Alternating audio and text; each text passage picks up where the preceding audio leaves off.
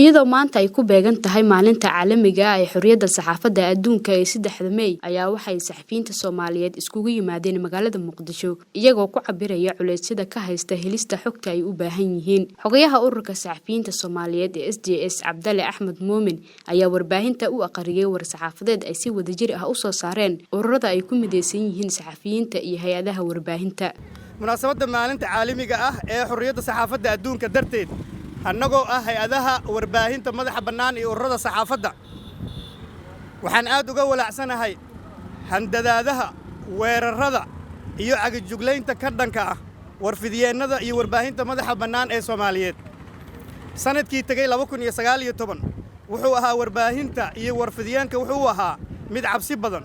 waxaa weeraro bartilmaameedsi ah lagu beegsaday 81 suxufi 53 xabsiga ayaa loo taxaabay 2 suxufina waa la dilay 12 suxufi kale ayaa dalka ka carartay cabsi ay ka qabaan handadaado loo jeedinayo darteed. in ka badan 15 goorna waxaa la sameeyay isturtaag lagu sameeyay xarumaha warbaahinta iyo suxufiyiinta iyagoo soo tabinaya warar ay daneynaysa saxaafadda iyo bulshada. 7 xarun warbaahineed ayaa sharci darro ah loo xiray oo mid ka mid ah weli ay xiran tahay. dhammaan qodobadaas aan soo sheegay waxay ka mid yihiin xadgudubyada ka dhanka xuquuqda dastuuriga ah oo ay ahayd in muwaadiniinta Soomaaliyeed oo saxaafaddu ay ka mid tahay ay xaq u yeeshaan. sanadkan kaliya 2020 wariye Cabdiwali Xasan Cali online ayaa lagu dilay degmada Afgooye. cid loo soo qabtayna ma jirto. 19 warfidyan ayaa xabsiga loo taxaabay oo qaarkood laga qaatay agabkoodii lana tirtiray shaqooyinka ay soo qabteen.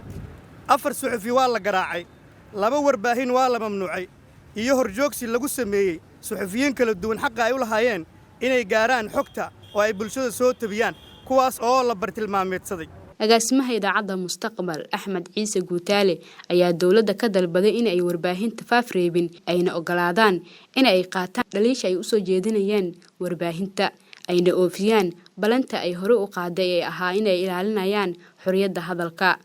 madaxweynaha iyo ra'iisul wasaaruhu waxyaabihii ay ballan qaadeen waxaa ka mid ahaa warbaahin xor ah madax bannaan aan dabagal iyo xisaabin lahayn dhinaca sharciga marka laga tago.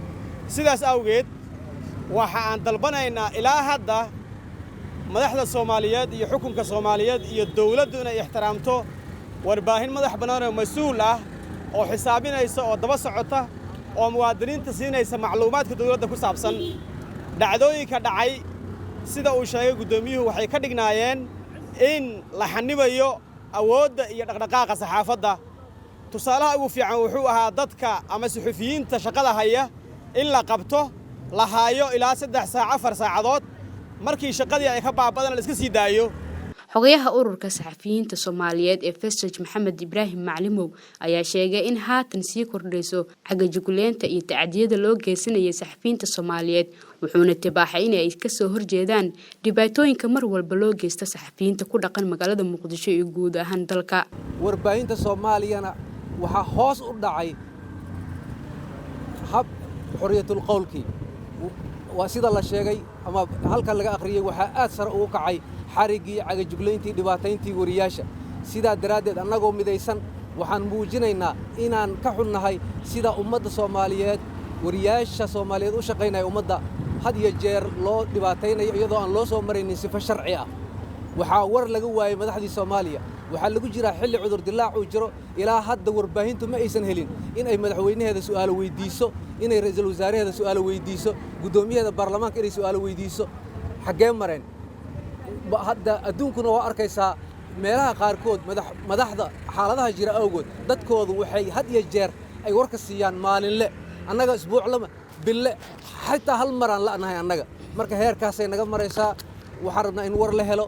waxaan rabnaa annaga dawladdiid ma nihiin waxaan nahay dad Soomaaliyeed oo raba in dalka dawladnimo uu gaaro laakiin waxaan aaminsannahay saxaafad madax bannaan inay dalkan horumar gaarsiin karto. sanad walba maanta oo kale waxaa caalamka lagu dabaaldegaa maalinta xurriyadda hadalka. Soomaaliya waxa ay ka mid tahay wadamada ugu badan ee dhibaatooyin loogu geysto saxafiyiintooda. Umul Qira Abukar, Ruxsa Radio, Muqdisho.